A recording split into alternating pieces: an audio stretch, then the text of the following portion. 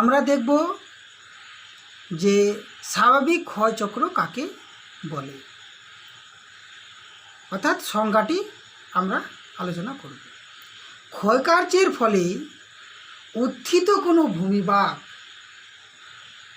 প্রাথমিক, যেটাকে বলছে শৈশব বা শিশু অবস্থা থেকে ক্রমানুসারে যৌবন এবং পরিণত অবস্থার মধ্যে দিয়ে বার্ধক্য অবস্থায়, যেটা ক্ষয়কার্যের শেষ সীমায় উপনীত হওয়া এবং এইভাবে ভূমিরূপের পুনরুত্থান, পুনর্ক্ষয় সাধন, ক্ষয়চক্রে আবর্তিত হওয়াকেই ক্ষয়চক্র বা স্বাভাবিক ক্ষয়চক্র বলে।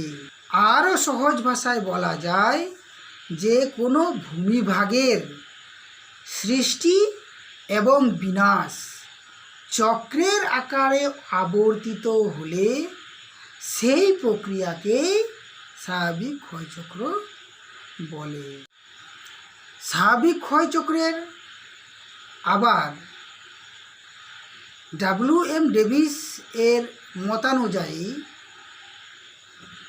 সমুদ্র থেকে উত্থিত কোনো ভূমিভাগ যখন নদীর ক্ষয়কার্যের ফলে প্রাথমিক অবস্থা থেকে নির্দিষ্ট ক্রম বা অর্ডারের হিসাব অনুযায়ী যৌবন পরিণত অবস্থার মধ্যে দিয়ে বার্ধক্য বা শেষ অবস্থায় অর্থাৎ ক্ষয়ের শেষ সীমায় এসে পৌঁছালে তাকে স্বাভাবিক ক্ষয়চক্র বলে। আমরা দেখব এখন যে মন্থকূপ কাকে বলে বা পাথর কি। নদীর প্রবাহিত পথে সে যখন নদী প্রবাহিত হয় তার সঙ্গে অর্থাৎ প্রবাহিত জলের সঙ্গে ছোট বড় অনেক আকারের প্রস্তরখণ্ড প্রবাহিত হয়। সেই প্রস্তরখণ্ডগুলো নদী গর্ভে পতিত হবার ফলে উচ্চ অংশ থেকে নিম্ন অংশে পতিত হবার ফলে যাহা গর্তের সৃষ্টি হয় তখন তাহাকে মন্থকূপ বা পাথর বলে। বিশেষ করে এইরকম পাথর বা মন্থকূপগুলি ঝর্ণা নিম্নাংশে লক্ষ্য করা যায়। মেনাডনক কাকে বলে বা কোনগুলোকে আমরা মেনাডনক বলবো? নদীর ক্ষয়কার্যের একবারে শেষ পর্যায়ে অর্থাৎ সমুদ্র তটের কাছাকাছি সমপ্রায় ভূমির উপর কঠিন শিলা গঠিত বিচ্ছিন্ন ও স্বল্পোচ্চ টিলা বা পাহাড়কে মেনাডনক বা মোনাডনক বলা হয়। ক্ষয়চক্রের পুনরুজ্জীবন কাকে বলে? সুদীর্ঘদিন ধরে বার্ধক্য অবস্থা চলতে থাকার সময় যদি হঠাৎ করে সেখানে ভূমির উত্থান ঘটলে পরবর্তী ক্ষয়চক্রের সূচনা হয় বা হবে।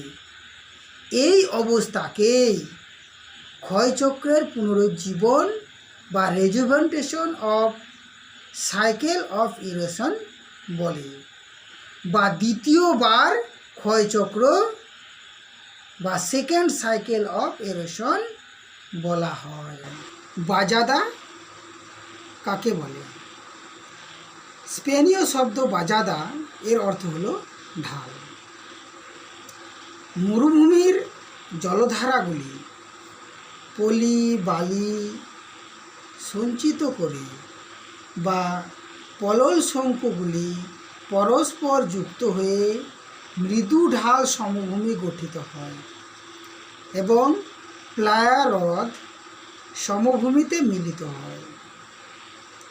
এই মিলিত হওয়াকে বা মিলিত হওয়া অংশকেই বাজাদা বলে।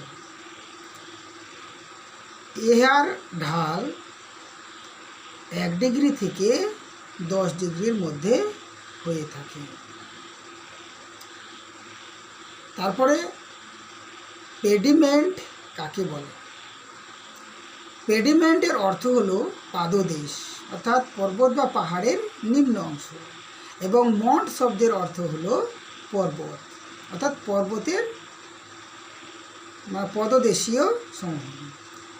একে কোনটা বলছে? ইনসেল বার্চ বা বিচ্ছিন্ন পর্বতগুলি বা পর্বতগুলির পাদদেশীয় ঢালে উঁচু অংশে ও বাজাদার ঊর্ধ্ব অংশে বা ঊর্ধ্ব সীমানায় বায়ু ও জলধারার ক্ষয় ও সঞ্চয়ের কাজের ফলে উন্মুক্ত ভূমিশিলা গঠিত যে মৃদু ঢাল সমভূমি গড়ে ওঠে তাকে পাদদেশীয় সমভূমি বা পেডিমেন্ট বলে। এর পলির যে পাতলা আস্তরণটা থাকে, সেই আস্তরণের ঢালটাও সেই বাজাদার মতোই 1 থেকে 7 ডিগ্রির মধ্যে থাকে। ইনসেল বার্চ, মেসা, বুটেস বা বিউটস, বার্নহার্ড, এসবগুলি কাকে বলে? এগুলো কেন একসঙ্গে বললাম? এগুলো পরপর একই ধাঁচের সঙ্গে এগুলো পরপর তৈরি হয়ে আসবে, ওই জন্য আমি একই সঙ্গে এগুলোকে আলোচনা করছি বা বলছি। তাহলে প্রথমে কি বলেছি? প্রথমে বললাম যে ইনসেল বার্চ কাকে বলে। আবহবিকার বা জলধারার ক্ষয়কার্যের ফলে বা ক্ষয়প্রাপ্ত হয়ে ধীরে ধীরে ওই যে উচ্চ অংশ বা খাড়া ভৃগু ঢাল সমান্তরাল পাশ্চাত্যাপসরণ ঘটে, আর সেখানেই কিন্তু পেডিমেন্ট গঠিত হয়। এই পেডিমেন্ট ক্রমশ বিস্তার প্রসার বা বিস্তার জলবিভাজিকা সমূহ 2 উপত্যকার মধ্যে উঁচু যে সংকীর্ণ হতে থাকে এবং শেষে ওগুলি খাড়া ঢালযুক্ত অবশিষ্ট যে পাহাড়গুলো থাকে সেইগুলোকেই বলে ইনসেল বার্চ। এই ইনসেল বার্চ যখন বড় আকৃতির বা বড় আকারের হয় তখন কিন্তু এটাকে ওই ইনসেল বার্চের একটা রূপ বলা হয়। তারপরে কি বলেছিলাম? মেসা। মেসাটি কীভাবে হচ্ছে? ওই যে ইনসেল বার্চ, বড় আকারের যে ইনসেল বার্চটা ছিল, ওই ইনসেল বার্চগুলোই যখন ক্ষয়গুলো বন্ধ হয়ে যায়, কমে যায়, তখন যে বৃহদাকার সে বৃহদাকৃতি ইনসেল বার্চ সৃষ্টি হয় তাকেই বলছে মেসা। এই মেসাগুলো বা এই মেসাগুলি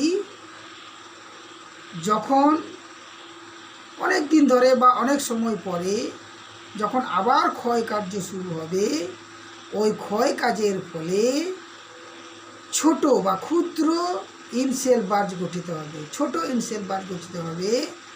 সেই ছোট ইনসেল বার্চগুলোকেই বুটেস বা বিউটস বলছে। এই বিউটসগুলো যখন গোলাকার আকারের হয় তখন এই ছোট গোলাকার ইনসেল বার্চগুলোকেই বার্নহার্ড বলছে।